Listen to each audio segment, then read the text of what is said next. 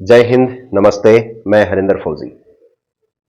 जैसा कि मेरे पास एक ऑडियो आया हुआ है और वो सच्चाई है, रियलिटी है, वो दर्द है जो लगातार हम जवान रोड पे उतर करके जिस सच्चाई को बता रहे हैं, वो रियलिटी किसी जवान ने, किसी भाई ने अपने दर्द को एक तरीके से कहने गीत के माध्यम से, गाने के माध्यम से, ऐसा इस तरीके से उसको गा करके बताया हुआ है कि किस तरीके से आज भारतीय सेना के हालात क्या चल रहे हैं।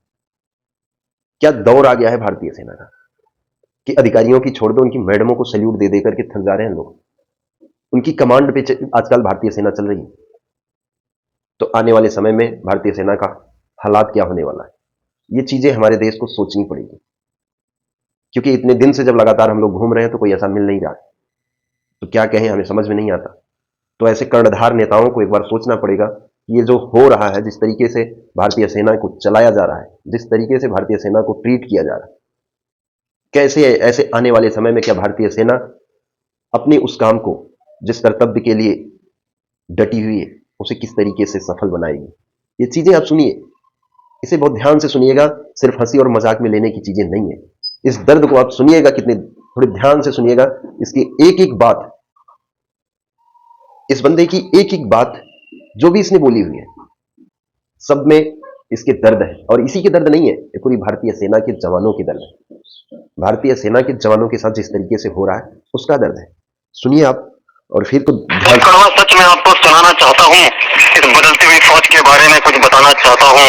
अगर किसी रेजिमेंट में कोई होता है बड़ा खाना, तो आप एक बात का अनुमान लगाना कि जवानों के लिए क्या खाक बड़ा खाना खाने के लिए बचता है लास्ट में ये टेंट और सामियाना। मगर क्या करें, आरटी में पार्टी का आ गया जमाना, टेंट हाउस बन गया ये धुआंधार तोप खाना। अरे अब तो लेडीजें भी लेने लगी है सलामी, नौकरी में बची है सिर्फ चमचागिरी और गुलामी।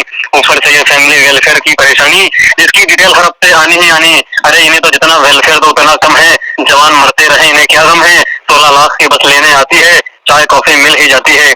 अरे इनके कारण छूट जाते हैं सब जरूरी काम, इन्हें क्या पता कैसे लगता है ये ताम झाम। और साहब लोगों को भी वहाँ पर हर काम बिल्कुल फाइन चाहिए, क्योंकि उनको सालों को एसीआर में नंबर पूरे 9 चाहिए। कोई साला आगे बताने को तैयार नहीं, जो थोड़ा सा लोड ले ऐसा कोई ओहदेदार नहीं। अगर कोई बोले भी तो सपोर्ट नहीं करते, मरते रहते हैं मगर रिपोर्ट नहीं करते। 2 बंदे नहीं छोड़ते गन गाड़ी की धुलाई के लिए, और रेजिमेंट फौरन करके लाते हैं रोडों की सफाई के लिए। अरे हथियारों से बढ़कर ये घास नहीं होती, और चाय पकौड़े खिलाने से गन पास नहीं होती। जब युद्ध में सामने से गोलों की बरसात होगी, उस समय ये गन ही हमारे साथ होगी। जब वहाँ सामने खड़ा होगा दुश्मन, न बचाएगा ये पैसा, न बचाएगा ये प्रमोशन। कहते हैं देश की रक्षा की कसम हमने खाई है, अरे देशभक्ति का तेल बेचने, यहाँ तो प्रमोशन की लड़ाई है। पहले भर्ती के लिए पैसे देते थे, अब प्रमोशन के लिए पड़ रहा है पैसे देना। और एक ना एक दिन आप देख लेना, इस कदर बदल जाएगी ये भारतीय सेना, जब हर तरफ नजर सामियाने और टेंट आएंगे। अभी तो हेलमेट के कपड़े आ रहे हैं, हेलमेट भी पेमेंट आएंगे। अरे पीटी गेम में जाना तो बन गई एक मजबूरी, मेनू लिस्ट बहुत बड़ी है मगर मिलेगी 4 पूरी। अरे 2 घंटे की ड्यूटी मुश्किल से होगी इस लंगर के खाने से, खाने के बारे में कौन सोचे, फुर्सत ही नहीं है ताम झाम लगाने से। अरे जवान की तो छाती नहीं छाता है, जो कद्दू लौकी बैंगन खा के भी कश्ती चलाता है। और ऊपर से साहब लोग पूछते हैं मोरल डाउन क्यों है, कोई साला ये नहीं पूछता कि दाल काली और रोटी ब्राउन क्यों है। रोटी ब्राउन क्यों है। एमईएस और स्टेशन हेडक्वार्टर वालों से काम करवाने से डरते हैं, एमईएस का चूना गिरो भी बेचारे जवान ही करते हैं। अरे पसीना कोई और बहाता है, हुड कोई और ले आता है। अरे जवान तो जवान है, कोई मशीन तो नहीं, एक दिन सहेगा हर दिन तो नहीं। आखिर क्या करेगा जवान बेचारा नींद का मारा, उसे फिर लेना ही पड़ता है एमएच का सहारा। और हमारे एमएच की तो कुछ बात ही निराली है, 24 आवर्स यहाँ पर बेड खाली है। और एक बात और भी सुनने में आई है, इस एमएच को डिस्पैच से पहले रिलीवर भी चाहिए। अरे भाई उन्हें भी तो अपना एमएच चलाना है, 100-150% उन्हें भी तो आगे दिखाना है। और एक मैडम भी बड़ी तगड़ी बताते हैं, जिससे जवान अपना हाल दिल सुनाते हैं। एक बार मुस्कुरा के बताते हैं, बाकी वो अपने आप कर देती है। पीटी गेम नाइट ड्यूटी सब माफ कर देती है।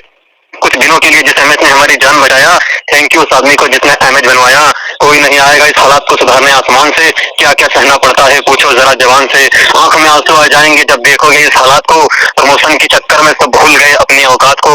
तुम तो फिर भी जाकर के सो जाओगे, हमें तो ड्यूटी भी देना है रात को, मगर कौन समझेगा इस बात को, मगर कौन समझेगा इस बात को। कि किसी जवान ने इसे गा करके बताया है, और ये सिर्फ आरटी के लिए बोला था कि आरटी में, लेकिन हकीकत ये ओवरऑल इंडियन आर्मी की है। ये सिर्फ आरटी की हकीकत नहीं है, ये पूरे भारतीय सेना की, पूरे इंडियन आर्मी की यही हालत हो रखी है।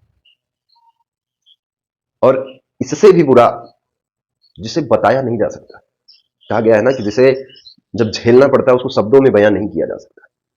जो चीजें ग्राउंड में होती हैं उन चीजों को शब्दों में बयां नहीं किया जा सकता।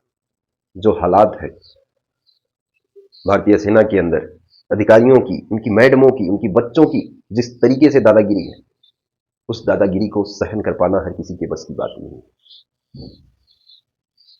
तो आप लोग सुनिएगा इसे और ज्यादा से ज्यादा लोगों तक पहुंचाइएगा, और शायद इसे उन आकाओं तक भी पहुंचाइएगा जिनको शायद जिनकी नींद लग चुकी है, जो धीरे धीरे संज्ञान ले रहे हैं। बोला आप इसकी वीडियो डाल दिया, उसकी वीडियो डाल दिया, वो कहां से चली गई बाहर, ये कैसे लीक हो रहा है, तो छुपाने में लगे हुए हैं। तो उन लोगों तक पहुंचाइएगा। सच्चाई सच्चाई ही होती है, उसे बाहर आना ही है एक दिन। यही है, जल्दी आएगी तो शायद हमारी भारतीय सेना बच जाएगी और जवानों के हालात थोड़े से सुधर जाएंगे, ये सुसाइड केसें बंद हो जाएंगी। और अगर देर होगी तो भारतीय सेना के साथ जो होगा वो समय बताएगा, लेकिन हम चाहते हैं कि ऐसा ना हो। हम अपनी इसलिए पूरी कोशिश कर रहे हैं। तो ठीक है, जय हिंद, वंदे मातरम, इंकलाब जिंदाबाद, भारत माता की जय।